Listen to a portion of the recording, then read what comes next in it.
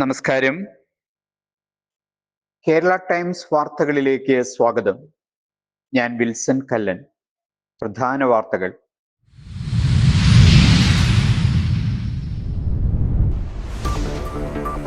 UDF സർക്കാരിന്റെ 100 ദിന കർമ്മ പരിപാടി പ്രഖ്യാപിച്ചു. 541 പദ്ധതികളുമായി മുഖ്യമന്ത്രി. നിയമസഭയിൽ മദ്യനയപ്പോര് പ്രതിപക്ഷം സഭ ബഹിഷ്കരിച്ചു.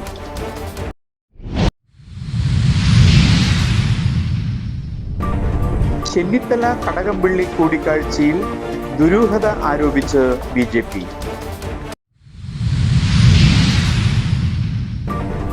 വിഴിഞ്ഞം തുറമുഖത്തിന്റെ 49% ഓഹരികൾ TIL-ന് അനുമതി തേടി സർക്കാരിന് അദാനി ഗ്രൂപ്പ് കത്ത് നൽകി. ലഹരിക്കെതിരെ തൂഫാൻ വാരിയറായി മോഹൻലാൽ. നിയമസഭയിൽ സന്ദർശകർക്ക് നിയന്ത്രണം ഏർപ്പെടുത്തുമെന്ന് സ്പീക്കർ.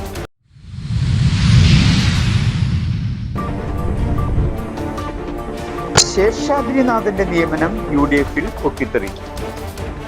മഹാത്മാഗാന്ധി തൊഴിലുറപ്പ് പദ്ധതി ഇനി മുതൽ BBG റാംജി പദ്ധതി.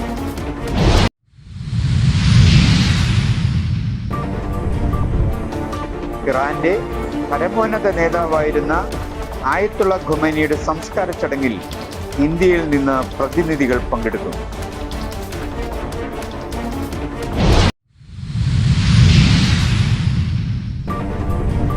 ജപ്പാനീസ് പ്രധാനമന്ത്രി ദില്ലിയിൽ.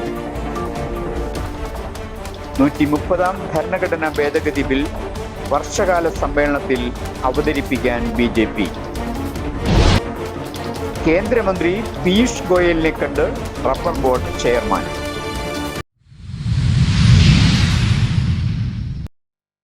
നൂറുദിന കർമ്മ പദ്ധതി പ്രഖ്യാപനത്തിനും ധനബിൽ പാസാക്കലിനും പിന്നാലെ നിയമസഭ അനിശ്ചിത കാലത്തേക്ക് പിരിഞ്ഞു. വീര്യം കുറഞ്ഞ മദ്യത്തിന്റെ നികുതി ഘടന പുതുക്കി ധനബിൽ പാസായി. ശക്തമായ വാദപ്രതിവാദങ്ങൾക്കും വിവാദങ്ങൾക്കുമൊടുവിലാണ് സംസ്ഥാനത്തെ ധനബിൽ നിയമസഭ പാസാക്കിയത്. വീര്യം കുറഞ്ഞ മദ്യത്തിന്റെ നികുതി ഘടന പുതുക്കി നിശ്ചയിച്ചുകൊണ്ടുള്ള ഭേദഗതിയോടെയാണ് ബിൽ പാസ്സായത്. പുതിയ നികുതി ഘടന വലിയ തോതിലുള്ള രാഷ്ട്രീയ ചർച്ചകൾക്ക് വഴിവെച്ചിരുന്നു.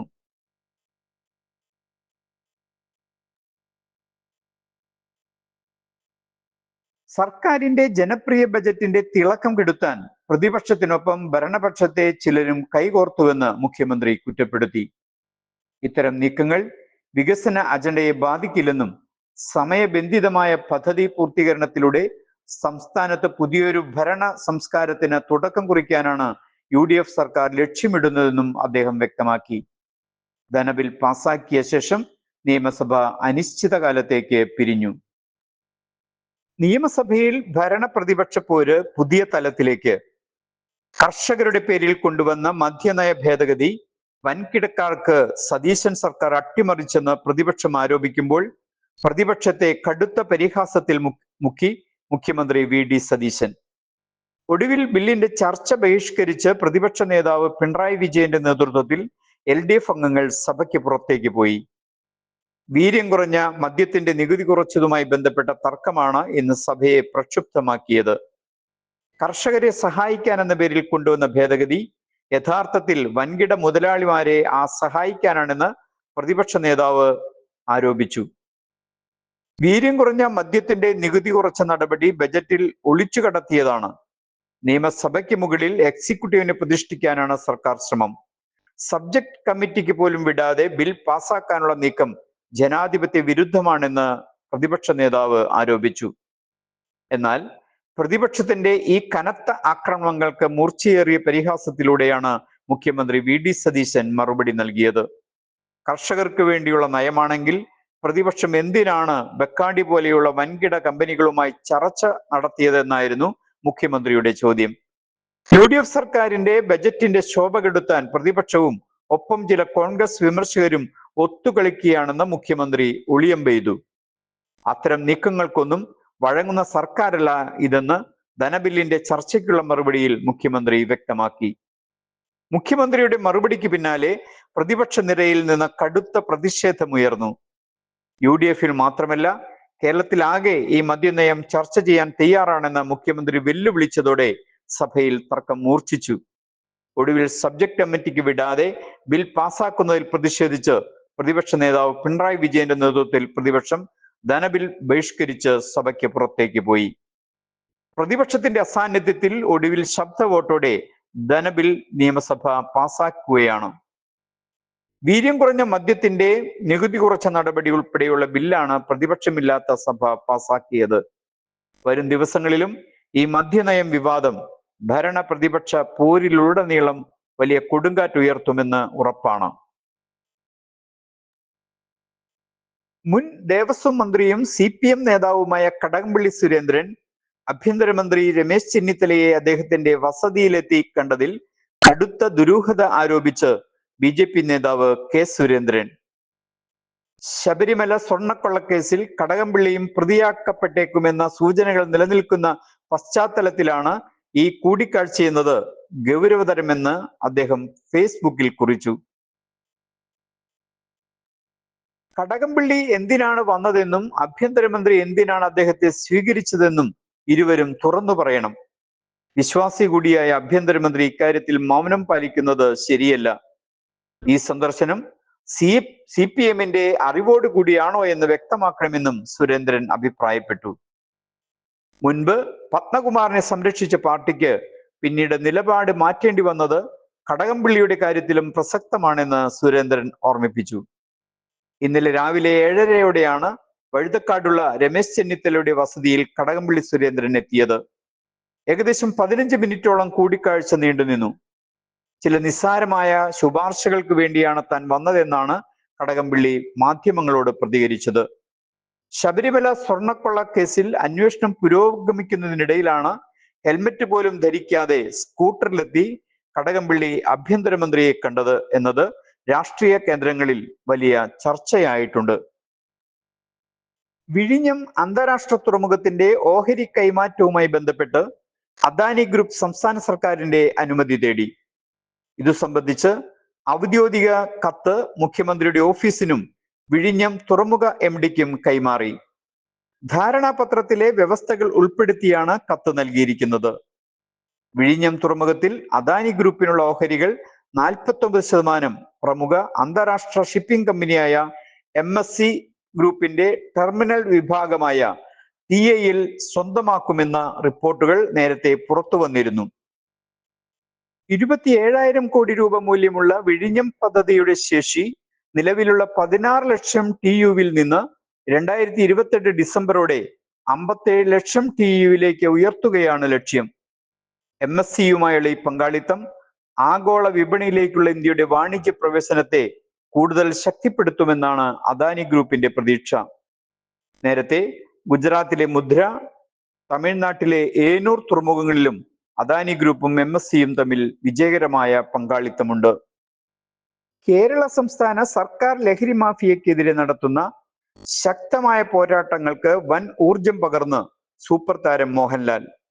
സർക്കാരിന്റെ ലഹരി വിരുദ്ധ ക്യാമ്പയിനായ ഓപ്പറേഷൻ തൂഫാൻ ദി നാർക്കോ ഹണ്ടിന്റെ ഭാഗമായാണ് മലയാളത്തിന്റെ പ്രിയ താരം കൈകോർത്തിരിക്കുന്നത്.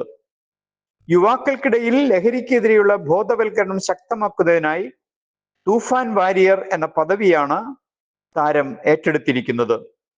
ലഹരിയുടെ കപട ലോകത്തേക്ക് വീണുപോകുന്ന യുവതലമുറയെ കാത്തുരക്ഷിക്കാൻ താനും ഈ പോരാട്ടത്തിൽ പങ്കാളിയാകുന്നു എന്ന് താരം പ്രഖ്യാപിച്ചു കഴിഞ്ഞു. Narcotic is A dirty business. മലയാളികൾ നെഞ്ചിലേറ്റിയ തന്റെ പ്രശസ്തമായ പഴയ സിനിമ ഡയലോഗ് വീണ്ടും ഓർമ്മിപ്പിച്ചുകൊണ്ടാണ് മോഹൻലാൽ രംഗത്തെത്തിയിരിക്കുന്നത്. ലഹരി ഉപയോഗിക്കുന്നവർക്കും അത് വിൽക്കുന്നവർക്കും ശക്തമായ മുന്നറിയിപ്പും സന്ദേശവുമാണ് താരം തന്റെ സോഷ്യൽ മീഡിയ പേജുകളിലൂടെ പങ്കുവച്ച പ്രൊമോഷണൽ വീഡിയോയിൽ നൽകുന്നത്. ലഹരി മാഫിയയുടെ വേരറുക്കാൻ സർക്കാരിനൊപ്പം ജനങ്ങളും അണിനിരക്കണമെന്ന ആഹ്വാനമാണ് താരം മുന്നോട്ട് വെക്കുന്നത്. താരരാജാവിന്റെ ഈ മാസ് എൻട്രി ലഹരി വിരുദ്ധ പ്രവർത്തനങ്ങൾക്ക് പുതിയൊരു കരുത്താകുമെന്നതിൽ സംശയമില്ല. നാളത്തെ നല്ലൊരു തലമുറയ്ക്കായി നമുക്കും കൈകോർക്കാം, ലഹരിക്കെതിരെ ഒന്നിക്കാം. VBG റാംജി പദ്ധതി ഇന്നലെ മുതൽ പ്രാബല്യത്തിൽ. 2 പതിറ്റാണ്ടിലേറെ പഴക്കമുള്ള മഹാത്മാഗാന്ധി ദേശീയ ഗ്രാമീണ തൊഴിലുറപ്പ് നിയമത്തിന് പകരമായി കേന്ദ്രം അവതരിപ്പിച്ച പദ്ധതിയാണിത്. കേന്ദ്ര ഗ്രാമവികസന മന്ത്രാലയം പുറപ്പെടുവിച്ച വിജ്ഞാപനമനുസരിച്ച് വിവിധ സംസ്ഥാനങ്ങളിൽ ദിവസക്കൂലി 300 രൂപ മുതൽ 450 രൂപ വരെയായി നിശ്ചയിച്ചിട്ടുണ്ട്. സിക്കിമിലെ ചില ഗ്രാമപഞ്ചായത്തുകളിൽ പ്രത്യേക നിരക്കായ 450 രൂപയും നിശ്ചയിച്ചു. കേരളത്തിൽ 401 രൂപയാണ് ദിവസക്കൂലി. ഈ നിയമത്തിലെ സെക്ഷൻ 10 പ്രകാരം പുതിയ VBG റാംജി പദ്ധതിയിൽ അംഗമാകുന്ന തൊഴിലാളികളുടെ കൂലി നിശ്ചയിക്കാൻ അധികാരം കേന്ദ്ര സർക്കാരിനാണ്. ഈ നിരക്ക് തീരുമാനിക്കാൻ സംസ്ഥാന സർക്കാരുകൾക്ക് അധികാരമില്ല. പുതിയ നിയമപ്രകാരം നിശ്ചയിക്കുന്ന കൂലി 2005 മഹാത്മാഗാന്ധി ദേശീയ ഗ്രാമീണ തൊഴിലുറപ്പ് നിയമത്തിലെ സെക്ഷൻ 6 അനുസരിച്ച് നിലവിലുള്ള കൂലി നിരക്കിനേക്കാൾ കുറയാൻ പാടില്ലെന്നും നിയമം അനുശാസിക്കുന്നുണ്ട്. ഇസ്രയേൽ US ആക്രമണത്തിൽ കൊല്ലപ്പെട്ട ഇറാന്റെ പരമോന്നത നേതാവ് ആയത്തുള്ള അലി ഖമേനിയുടെ സംസ്കാര ചടങ്ങുകളിൽ പങ്കെടുക്കാൻ ഇന്ത്യയിൽ നിന്നും പ്രധാനമന്ത്രി നരേന്ദ്രമോദിയെയും BJP അധ്യക്ഷൻ നിതിൻ നബീനെയും കോൺഗ്രസ് നേതാക്കളെയും കൂടാതെ ചില പ്രമുഖരെയും ഇറാൻ ക്ഷണിച്ചിട്ടുണ്ട്. ഇന്ത്യ ഗവൺമെന്റിനെ പ്രതിനിധീകരിച്ച് ബീഹാർ ഗവർണർ സെയ്ദ് അദ ഹസൈനും വിദേശകാര്യ സഹമന്ത്രി പബിത്ര മാർഗരിറ്റയുമാണ് ചടങ്ങിൽ പങ്കെടുക്കുക. കോൺഗ്രസ് അധ്യക്ഷൻ മല്ലികാർജുൻ ഖാർഗെ, സൽമാൻ ഖുർഷിദ്, പവൻ ഖേര, ജസ്റ്റിസ് മാർക്കണ്ഡേയ കഡ്ജു എന്നിവരെ ഇറാൻ ഔദ്യോഗികമായി ക്ഷണിച്ചിട്ടുണ്ട്. ജൂലൈ 5 മുതൽ 9 വരെ ടെഹ്റാൻ, ഗോം, മഷ്ഹദ് എന്നിവിടങ്ങളിലാണ് ചടങ്ങുകൾ നടക്കുന്നത്. ഏഷ്യ പസഫിക് മേഖലയിലെ പുതിയ ശക്തി സമവാക്യങ്ങൾക്ക് അടിവരയിട്ടുകൊണ്ട് ജപ്പാനീസ് പ്രധാനമന്ത്രി സനൈ തക്കയിച്ചി ഇന്ന് വൈകിട്ട് ദില്ലിയിലെത്തി. ആഗോള ഭൗമരാഷ്ട്രീയ സാഹചര്യങ്ങൾ അതിവേഗം മറയുന്ന പശ്ചാത്തലത്തിലാണ് ഇരു രാജ്യങ്ങളും തമ്മിലുള്ള നയതന്ത്ര സാമ്പത്തിക ബന്ധം കൂടുതൽ ഊഷ്മളമാക്കാൻ ഈ ഉന്നതതല സന്ദർശനം വഴിയൊരുക്കുന്നത്. വ്യാഴാഴ്ച രാവിലെ 11 മണിക്ക് ഹൈദരാബാദ് ഹൗസിൽ വെച്ചാണ് പ്രധാനമന്ത്രി നരേന്ദ്രമോദിയുമായുള്ള നിർണായക കൂടിക്കാഴ്ച. ഭാവി സാങ്കേതിക വിദ്യകളിൽ ഇരു രാജ്യങ്ങൾക്കും ഒരേപോലെ മേധാവിത്വം ഉറപ്പാക്കാനുള്ള വിപുലമായ പദ്ധതികൾക്കാണ് ഇരു നേതാക്കളും രൂപം നൽകുന്നത്. ഊർജ സുരക്ഷ, സെമി കണ്ടക്ടർ നിർമ്മാണം, ആർട്ടിഫിഷ്യൽ ഇന്റലിജൻസ് തുടങ്ങിയ തന്ത്രപ്രധാനമായ മേഖലകളിൽ ഇരു രാജ്യങ്ങളും തമ്മിലുള്ള ചരിത്രപരമായ സംയുക്ത സഹകരണ കരാറുകൾ ഈ കൂടിക്കാഴ്ചയിൽ ഒപ്പുവെക്കും. പ്രതിരോധ നയതന്ത്ര മേഖലകൾക്ക് പുറമെ ഇരു രാജ്യങ്ങളും തമ്മിലുള്ള വാണിജ്യ ബന്ധം അടുത്ത ഘട്ടത്തിലേക്ക് ഉയർത്തുക കൂടിയാണ് ഈ സന്ദർശനത്തിന്റെ ലക്ഷ്യം. Suzuki Motors chairman Toshihiro Suzuki ഉൾപ്പെടെയുള്ള ജപ്പാനിലെ ഏറ്റവും പ്രമുഖ വ്യവസായ പ്രമുഖരും ഉന്നത ഉദ്യോഗസ്ഥരും ജപ്പാനീസ് പ്രധാനമന്ത്രിക്കൊപ്പമുള്ള പ്രതിനിധി സംഘത്തിലുണ്ട്. ഇന്ത്യയിലെ നിർമ്മാണ മേഖലയിലും വിതരണ ശൃംഖലയിലും ജപ്പാൻ കൂടുതൽ വലിയ നിക്ഷേപങ്ങൾക്ക് തയ്യാറെടുക്കുന്നു എന്നതിന്റെ വ്യക്തമായ സൂചനയാണിത്. വ്യാപാര പ്രതിരോധ മേഖലകളിൽ ഇന്ത്യയുടെ ഏറ്റവും വിശ്വസ്തരായ പങ്കാളികളിൽ ഒന്നാണ് ജപ്പാൻ. അതുകൊണ്ട് തന്നെ മാറുന്ന ആഗോള സാഹചര്യങ്ങളിൽ ഇരു രാജ്യങ്ങളും ഒപ്പുവെക്കുന്ന ഈ പുതിയ കരാറുകൾ അന്താരാഷ്ട്ര തലത്തിൽ തന്നെ ഏറെ ഉറ്റുനോക്കപ്പെടുന്നവയാണ്. ഗുരുതരമായ ക്രിമിനൽ കേസുകളിൽ അറസ്റ്റിലായി 30 ദിവസം ജയിലിൽ കഴിയേണ്ടി വന്നാൽ പ്രധാനമന്ത്രി, മുഖ്യമന്ത്രിമാർ, മറ്റു മന്ത്രിമാർ എന്നിവരെ പദവികളിൽ നിന്ന് നീക്കാൻ ലക്ഷ്യമിട്ടുള്ള 130ാം ഭരണഘടനാ ഭേദഗതി ബിൽ പാർലമെന്റിന്റെ വർഷകാല സമ്മേളനത്തിൽ വീണ്ടും കൊണ്ടുവന്നേക്കുമെന്ന് സൂചന. കഴിഞ്ഞ ഓഗസ്റ്റിൽ കേന്ദ്ര ആഭ്യന്തരമന്ത്രി അമിത്ഷാ അവതരിപ്പിച്ച ഈ ബിൽ പിന്നീട് അപരാജിത സാരംഗി അധ്യക്ഷയായ സംയുക്ത പാർലമെന്ററി സമിതിയുടെ പരിശോധനയ്ക്ക് വിട്ടിരുന്നു. കോൺഗ്രസ് ഉൾപ്പെടെയുള്ള പ്രമുഖ പ്രതിപക്ഷ പാർട്ടികൾ ഈ സംയുക്ത പാർലമെന്ററി സമിതിയുടെ നടപടികളോട് സഹകരിച്ചിരുന്നില്ല. പാർലമെന്റിലും ബില്ലിനെതിരെ ശക്തമായ എതിർപ്പാണ് ഉയർന്നു വന്നത്.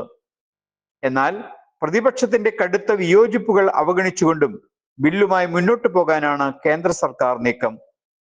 നിയമം ദുരുപയോഗം ചെയ്യാൻ സാധ്യതയുള്ള ചില പുതിയ വ്യവസ്ഥകൾ കൂടി ഭേദഗതികളോടെ ബില്ലിൽ ഉൾപ്പെടുത്തിയേക്കുമെന്ന് റിപ്പോർട്ടുകളുണ്ട്.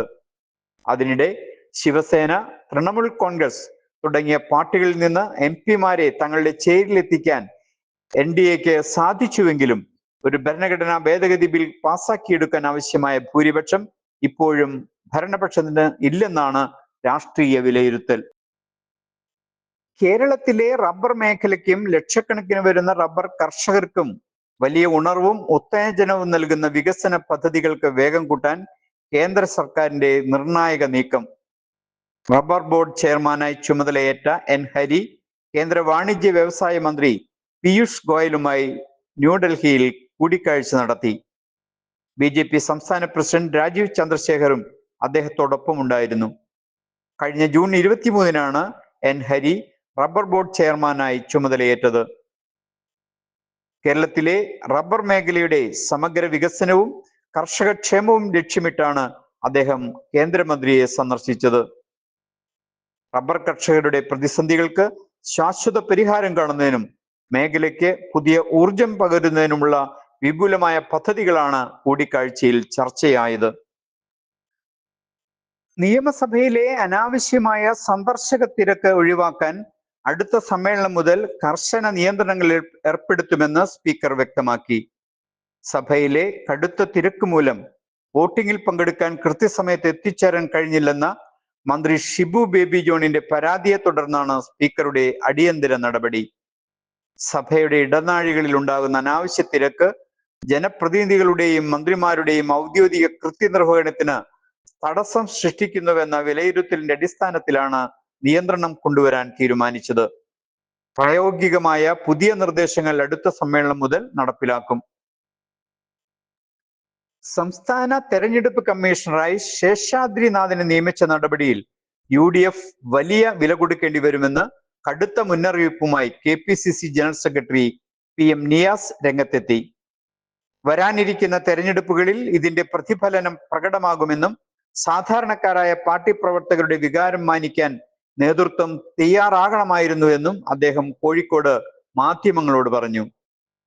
ശേഷാദ്രിനാഥിനെ പദവിയിൽ നിയമിച്ച UDF സർക്കാരിന്റെ തീരുമാനത്തിനെതിരെ കോൺഗ്രസിനുള്ളിൽ നിന്ന് തന്നെ പരസ്യമായ പ്രതിഷേധം ഉയരുകയാണ്. സാധാരണക്കാരായ ലക്ഷക്കണക്കിന് പാർട്ടി പ്രവർത്തകർ ചോരയും നീരുമൊഴുക്കി പണിയെടുത്താണ് UDFനെ അധികാരത്തിൽ എത്തിച്ചത്. താഴെത്തട്ടിലുള്ള ആ അണികളുടെ വികാരവും ആഗ്രഹങ്ങളും പൂർണ്ണമായി മാനിക്കാൻ മുന്നണി നേതൃത്വത്തിന് ബാധ്യതയുണ്ടായിരുന്നു. കേരളത്തിൽ രാഷ്ട്രീയ സാമൂഹ്യ പശ്ചാത്തലത്തിൽ ഒരിക്കലും സംഭവിക്കാൻ പാടില്ലാത്ത കാര്യങ്ങളാണ് ഇപ്പോൾ നടന്നു വരുന്നതെന്നും PM നിയാസ് തുറന്നടിച്ചു. നിയമനത്തിൽ താഴെത്തട്ടിലുള്ള പ്രവർത്തകർക്കിടയിൽ വലിയ രീതിയിലുള്ള അതൃപ്തി പുകയുന്നുണ്ടെന്ന സൂചനയാണ് KPCC ജനറൽ സെക്രട്ടറിയുടെ വാക്കുകളിൽ നിന്ന് വ്യക്തമാകുന്നത്. വരും ദിവസങ്ങളിൽ ഈ വിഷയത്തിൽ കൂടുതൽ കോൺഗ്രസ് നേതാക്കൾ നിലപാട് വ്യക്തമാക്കുമെന്നാണ് സൂചന. ഇതോടെ ശേഷാദ്രിനാഥിന്റെ നിയമനം മുന്നണിക്കുള്ളിൽ പുതിയൊരു രാഷ്ട്രീയ പോർമുഖം തുറന്നിരിക്കുകയാണ്. DYFI സംസ്ഥാന ജില്ലാ നേതൃത്വങ്ങൾക്കെതിരെ കണ്ണൂർ ജില്ലാ സമ്മേളനത്തിൽ പ്രതിനിധികളുടെ രൂക്ഷ വിമർശനം. സംഘടനയുടെ നിലവിലെ പ്രവർത്തന ശൈലിയിൽ അടിയന്തരമായി തിരുത്തൽ വരുത്തണമെന്ന് പ്രതിനിധികൾ സമ്മേളനത്തിൽ ആവശ്യപ്പെട്ടു. DYFI പിണറായി വിജയന്റെ വാലായി മാറിയെന്നാണ് സമ്മേളനത്തിൽ ഉയർന്ന പ്രധാന വിമർശനം. സംഘടനയുടെ സ്വതന്ത്ര സ്വഭാവം നഷ്ടപ്പെടുന്നുവെന്ന ആശങ്കയും പ്രതിനിധികൾ പങ്കുവച്ചു. സംസ്ഥാന നേതൃത്വത്തിന് പുറമെ കണ്ണൂർ ജില്ലാ നേതൃത്വവും സമ്മേളനത്തിൽ കടുത്ത വിചാരണ നേരിട്ടു. DYFI കണ്ണൂർ ജില്ലാ സെക്രട്ടറിയും പയ്യന്നൂർ നഗരസഭ ചെയർമാനുമായ ശശിക്കെതിരെയാണ് പ്രതിനിധികൾ പ്രധാനമായും രംഗത്തെത്തിയത്. പയ്യന്നൂരിലെ പാർട്ടിയിലും സംഘടനയിലും നിലനിൽക്കുന്ന വർഗീയതയ്ക്ക് ആക്കം കൂട്ടിയത് ശശിയാണെന്ന് പ്രതിനിധികൾ കുറ്റപ്പെടുത്തി. ജനകീയ വിഷയങ്ങളിൽ കൃത്യമായ ഇടപെടൽ നടത്തുന്നതിൽ സംഘടനയ്ക്ക് വീഴ്ച സംഭവിക്കുന്നുണ്ടെന്നും നേതൃത്വത്തിന്റെ നിലപാടുകൾ തിരുത്താൻ തയ്യാറാകണമെന്നും ആവശ്യപ്പെട്ട് വലിയ രീതിയിലുള്ള ചർച്ചകളാണ് സമ്മേളനത്തിൽ പുരോഗമിക്കുന്നത്. ദേശീയ ഡോക്ടേഴ്സ് ദിനാചരണത്തിന്റെ ഭാഗമായി ഡോക്ടർമാർക്ക് ആദരവ്. ചാലക്കുടി ലയൺസ് ക്ലബിന്റെ നേതൃത്വത്തിലാണ് താലൂക്ക് ആശുപത്രിയിൽ ഡോക്ടർമാരെ പ്രത്യേക ചടങ്ങിൽ വെച്ച് ആദരിച്ചത്. കോവിഡ് കാലഘട്ടം ഉൾപ്പെടെയുള്ള പ്രതിസന്ധികളിൽ ജനങ്ങൾക്ക് താങ്ങായ ആരോഗ്യ പ്രവർത്തകരുടെ സേവനങ്ങളെ ചടങ്ങിൽ പ്രകീർത്തിച്ചു. സമൂഹത്തിന് ഡോക്ടർമാർ നൽകുന്ന വിലയേറിയ സേവനങ്ങളെ മുൻനിർത്തിയാണ് ക്ലബിന്റെ നേതൃത്വത്തിൽ താലൂക്ക് ആശുപത്രിയിൽ വെച്ച് ആദരിക്കൽ ചടങ്ങ് സംഘടിപ്പിച്ചത്. ലയൺസ് മുൻ മൾട്ടിപ്പിൾ ചെയർമാൻ സാജു ആന്റണി ചടങ്ങ് ഔദ്യോഗികമായി ഉദ്ഘാടനം ചെയ്തു. National Doctors Day slogan itself is behind the mask who heals the healers. I want to tell on behalf of Lions International, we can very well say we are there to heal the healers, because this day we are ready to honor you for the dedication, skill and compassion you are giving to save the lives and to support the public life. So we are pretty happy in honoring you, because you are doing a great job, rather a noble job, to save the lives of the people. That is the most important job you are doing. As mentioned by our president, I am also happy to say that in my personal life in the house itself, we have got 12 doctors. 2 of my brothers are doctors. Their 5 kids are doctors. My daughter is a doctor. Her son-in-law is a doctor. Again, sister's son is a doctor. So, we have in my own family we have 12 doctors. So, we have got this personal attachment as well as respect towards this profession. We know the real difficulty faced by them, because always as grandpa and grandma, we are struggling to Kottayam, because my daughter is working in Caritas Hospital. She is always calling us because she is having duty and we are taking care of the children. ആരോഗ്യരംഗത്ത് ഡോക്ടർമാർ നേരിടുന്ന വെല്ലുവിളികളെയും അവർ നടത്തുന്ന അർപ്പണബോധമുള്ള പ്രവർത്തനങ്ങളെയും അദ്ദേഹം തന്റെ ഉദ്ഘാടന പ്രസംഗത്തിൽ എടുത്തു പറഞ്ഞു. ക്ലബ്ബ് പ്രസിഡന്റ് ഇട്ടൂപ്പ് കോനുപറമ്പൻ ചടങ്ങിൽ അധ്യക്ഷത വഹിച്ചു. താലൂക്ക് ആശുപത്രിയിലെ ജനകീയ സേവനങ്ങൾക്ക് നേതൃത്വം നൽകുന്ന സൂപ്രണ്ട് doctor A Minimol, doctor Jin Augustine, പ്രദേശവാസിയായ പാലസ് റെസിഡൻസ് അസോസിയേഷൻ അംഗം ഡോക്ടർ ഡാനിഷ് കൃഷ്ണ എന്നിവരുൾപ്പെടെ ആശുപത്രിയിലെ 15ഓളം വരുന്ന ഡോക്ടർമാരെ ചടങ്ങിൽ പൊന്നാടയണിച്ച് ആദരിച്ചു. Municipal councillor V J Joji, Mercy, Hari Maliyekkal, V C Peter എന്നിവർ ചടങ്ങിൽ ആശംസകൾ അർപ്പിച്ച് പ്രസംഗിച്ചു. ഡോക്ടർമാർക്ക് ലയൺസ് ക്ലബ് നൽകിയ ഈ ആദരം തങ്ങളുടെ സേവന മേഖലയിൽ കൂടുതൽ കരുത്തോടെ മുന്നോട്ടു പോകാൻ പ്രചോദനമേകുന്നതാണെന്ന് ആദരവ് ഏറ്റുവാങ്ങിയ ഡോക്ടർമാർ നന്ദി പ്രസംഗത്തിൽ വ്യക്തമാക്കി. യാത്രക്കാർ ജാഗ്രത. ബസ് യാത്രക്കിടെ ദാരുണാന്ത്യം. സ്വകാര്യ ബസിന്റെ തുറന്ന വാതിലിലൂടെ പുറത്തേക്ക് തെറിച്ചു വീണ് ഗുരുതരമായി പരിക്കേറ്റ് ചികിത്സയിലായിരുന്ന കന്യാസ്ത്രീ മരിച്ചു. Kothamangalam SD convent saint Vincent province അംഗവും മുൻ മദർ സുപ്പീരിയറുമായ സിസ്റ്റർ ഹെലറ്റ് പൂത്തേട്ട ആണ് മരണപ്പെട്ടത്. ആലുവയിലെ സ്വകാര്യ ആശുപത്രിയിൽ തീവ്രപരിചരണ വിഭാഗത്തിൽ ചികിത്സയിലിരിക്കെ ബുധനാഴ്ച പുലർച്ചെയായിരുന്നു അന്ത്യം. റിട്ടയേർഡ് അധ്യാപക കൂടിയാണ് സിസ്റ്റർ ഹെലറ്റ്. ചൊവ്വാഴ്ച രാവിലെ 8:30 കോതമംഗലം കോഴിപ്പള്ളി ഗവൺമെന്റ് LP സ്കൂളിന് സമീപമുള്ള വളവിലാണ് നാടിനെ നടുക്കിയ ഈ അപകടം സംഭവിച്ചത്. റെജിമോൻ എന്ന സ്വകാര്യ ബസ്സിലായിരുന്നു സിസ്റ്ററുടെ യാത്ര. ബസ് പെട്ടെന്ന് വളവ് തിരിയുന്നതിനിടെ മുൻവശത്തെ തുറന്നിട്ടിരുന്ന വാതിലിലൂടെ സിസ്റ്റർ ഹെലറ്റ് റോഡിലേക്ക് തെറിച്ചു വീഴുകയായിരുന്നു. വീഴ്ചയുടെ ആഘാതത്തിൽ തലയ്ക്ക് ഗുരുതരമായി പരിക്കേറ്റ സിസ്റ്ററെ ഉടൻ തന്നെ ആശുപത്രിയിൽ എത്തിച്ചെങ്കിലും ജീവൻ രക്ഷിക്കാനായില്ല. മുരിക്കാശ്ശേരി പൂത്തേട്ട് ഇഗ്നീഷ്യസിന്റെയും പരേതയായ അന്നമ്മയുടെയും മകളാണ് മരണപ്പെട്ട സിസ്റ്റർ ഹെലറ്റ്. സംഭവത്തിന് പിന്നാലെ കോതമംഗലം പോലീസ് ബസ് കസ്റ്റഡിയിലെടുത്ത് ഓടുന്ന ബസിന്റെ വാതിലുകൾ അടച്ചിടണമെന്ന കർശന നിർദ്ദേശം ലംഘിച്ചതിനും അശ്രദ്ധമായി വാഹനം ഓടിച്ചതിനും ബസ് ഡ്രൈവർക്കെതിരെയും കണ്ടക്ടർക്കെതിരെയും പോലീസ് കേസെടുത്തിട്ടുണ്ട്. പ്രിയപ്പെട്ട യാത്രക്കാരെ, ഈ അപകടം നമുക്ക് നൽകുന്നത് വലിയൊരു മുന്നറിയിപ്പാണ്.